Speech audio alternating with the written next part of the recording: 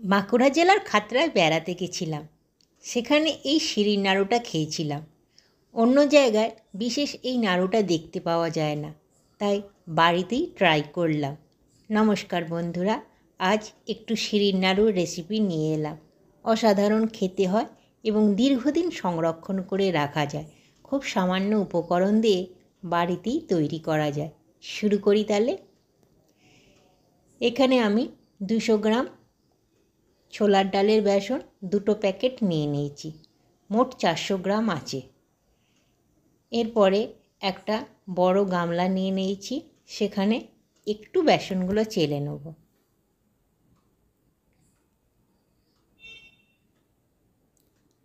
বেসনগুলো একটু লাম্পস থাকে, সেই জন্য একটু চেলে নিলে খুব ভালো হয়। কেন একটা ব্যাটার বানাতে হবে তো, সেই জন্য একটু চেলে চেলে নিচ্ছি। দেখুন ওপরে কত গোটা গোটা আছে, এগুলো সব চালনার ওপর রয়ে যাবে। আর খুব সুন্দর একটা মিহি পাউডার এই যে তৈরি হচ্ছে। এরপরে অল্প খুব সামান্য 1 চিমটে লবণ দেবো। 400 গ্রাম বেসনে খুবই সামান্য অল্প লবণ দিয়ে অল্প অল্প করে জল দিয়ে ব্যাটারটা খুব ভালো করে ফেটাতে হবে। একটু বেশি করে যত ফেটানো যাবে ততই ভালো হবে। ভেতরটা যত এয়ার ঢুকে যাবে ততই সুন্দর খেতে হবে। একটু টাইম লাগবে।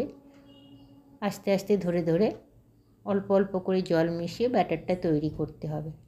খুব শক্ত করে করতে হবে ব্যাটারটা। দেখুন একবার করে ঘোরাতে হবে আর দেখতে হবে কতটা শক্ত আছে। যদি মনে হয় একটু নরম হয়ে গেছে, আবার একটু বেসন দিতে হবে। বেশি নরম হলে কিন্তু অসুবিধে হবে নাড়ুটা তৈরি করতে। এরপরে কড়াইয়ে সর্ষের তেল দিয়ে দিলাম। আপনারা চাইলে সাদা তেল দিয়েও করতে পারেন। তেলটা খুব গরম করে নিতে হবে। সঠিক গরম হয়েছে নাকি দেখার জন্যে একটা বেসনের দানা ফেলে দিলাম। দেখুন খুবই গরম হয়েছে, লাল হয়ে এসছে, এইরকম ব্রাউন হয়ে যাবে। এরপরে আঁচটা কমিয়ে একটা ছাঁচার মধ্যে ভালো করে তেল বুলিয়ে নেব। দু পিঠই ভালো করে তেল গলাতে হবে। তারপরে একটু করে বেসনের গোলা নিয়ে তেলের মধ্যে এইভাবে কাঠির মতন ভাজতে হবে। ছোট ছোট করে কাঠির মতন করে ভেজে নিতে হবে। ছাঁচার ওপর দিয়ে চেপে চেপে দিচ্ছি।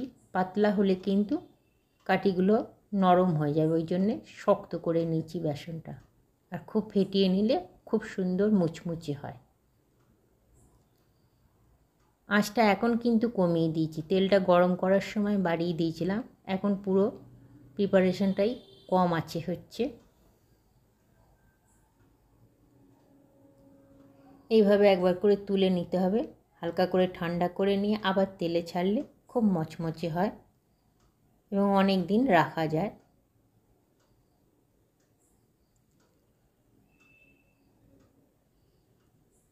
আবার একটু নাড়াচাড়া করছি। ব্রাউন কালারটা এলেই কিন্তু তুলে নিতে হবে, নইলে খুব তাড়াতাড়ি পুড়ে যায়।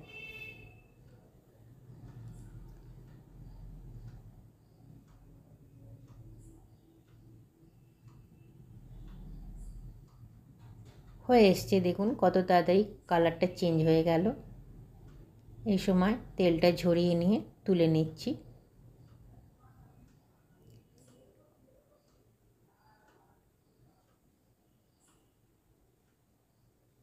সমস্ত কাঠিগুলো এইভাবে তুলে তুলে রাখছি, যেগুলো ভাজা হয়ে গেছে। আর একবার এইভাবে দিচ্ছি। এইভাবে সমস্তটা করে নিতে হবে। আপনাদের দেখানোর জন্য আর একবার করে নিচ্ছি। এইভাবে চেপে চেপে কাঠিগুলো ভাজতে হবে, যাতে অনেকগুলো একসঙ্গে ভাজা যায়। তেলে পড়ার সঙ্গে সঙ্গে এগুলো সাইড হয়ে যায়, একটার গায়ে একটা লেগেও যায় না।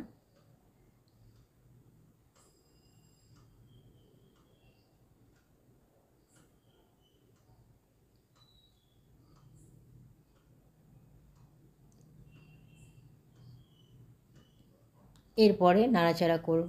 এক পিঠ একটু হালকা কালার এলেই ঘুরিয়ে ঘুরিয়ে নাড়াচাড়া করছি।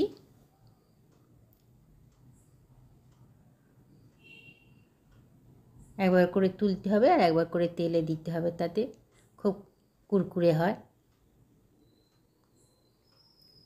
এইভাবে সমস্ত সেওগুলো ভেজে নিতে হবে।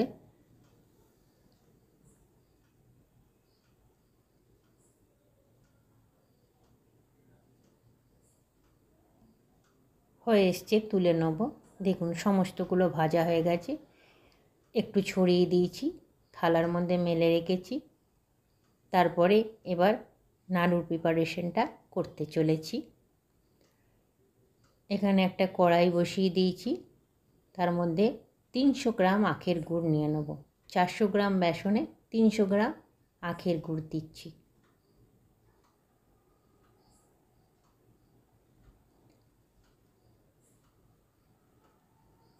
তিন হাতা মতন দিলাম।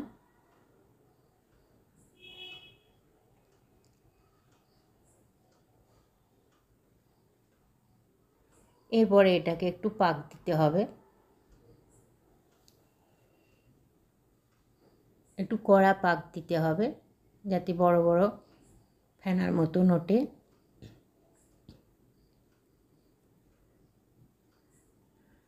সমানে নাড়তে হবে যাতে পুড়ে না যায়। সাইডে সাইডে করে ঘুরিয়ে ঘুরিয়ে পাকটাকে দিতে হবে।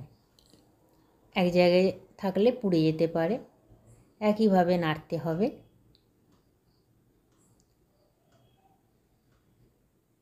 দেখুন বড় বড় ফেনা এসে গেছে।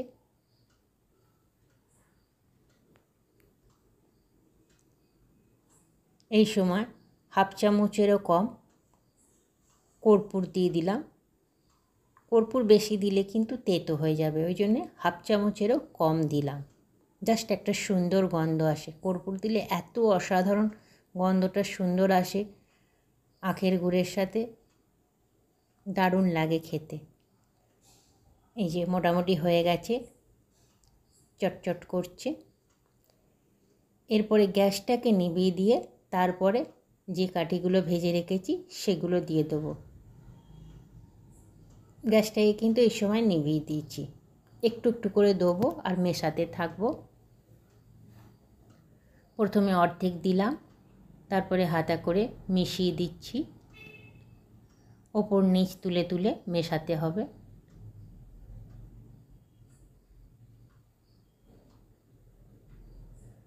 গুড়টা যাতে সমস্ত কাঠিগুলোর গায়ে লেগে যায় এইভাবে করে নিতে হবে। বাকিটাও দিয়ে দিলাম থালায় যেটুকু ছিল। এরপরে ধরে ধরে সমস্তটা মিশিয়ে নিতে হবে। সাঁড়াশি দিয়ে ধরে ওপর নিচ করে পুরোটা মিশিয়ে নিতে হবে। এখন খুব গরম আছে, মিনিট 5 পরে নাড়ুর শেপ দিতে হবে, কেন গরম আছে এখন করতে একটু অসুবিধা হবে। সমানে গুড়টাকে নাড়াচাড়া করতে হবে। দেখুন কেমন তারের মতন হয়ে গেছে গুড়টা। এইভাবে হলে পাকটা খুব সুন্দর হয় আর নাড়ু পাকানো সুন্দর হয়। পাকটা কিন্তু কম হলেই তারের মতন হতো না। একটার সঙ্গে একটা কি সুন্দর লেগে যাচ্ছে। এরপরে নামিয়ে হাতে ভালো করে তেল বুলিয়ে নিয়েছি। তারপরে ধরে ধরে নাড়ুর শেপ দিতে হবে। এখন খুব গরম আছে তাই একটু হাতে তাপ লাগছে। প্রথমেই করে করে আস্তে আস্তে রেখে দিচ্ছি, পরে আবার একবার শেপ দেবো। এখন যত তাড়াতাড়ি পারা যায় নাড়ুগুলো তৈরি করে নিয়ে একটু ধরে গেলে তখন আবার শেপ দেবো। প্রাথমিকভাবে খুলে যায়, পরে আবার সুন্দর করে ধরে এইভাবে ধরে শেপটা দিলে এমন আটকে যায় আর খোলে না। এই যে ধরে ধরে করে নিচ্ছি। এখন করার সুবিধে হয়েছে, এখন আর অসুবিধে লাগছে না। প্রথমে একটু গরম লাগছিল হাতে, প্রথমে করে নিয়ে তারপরে এইভাবে আস্তে আস্তে করলে সব হয়ে যাবে।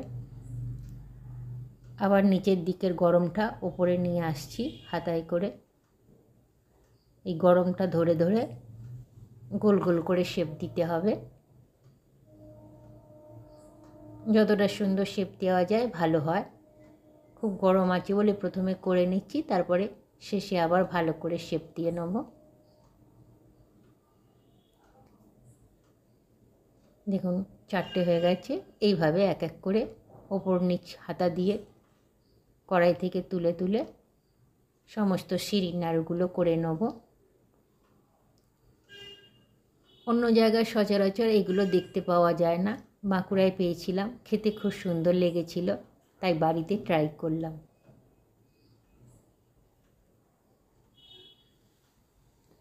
এই ঘুরিয়ে ঘুরিয়ে করে নিচ্ছি।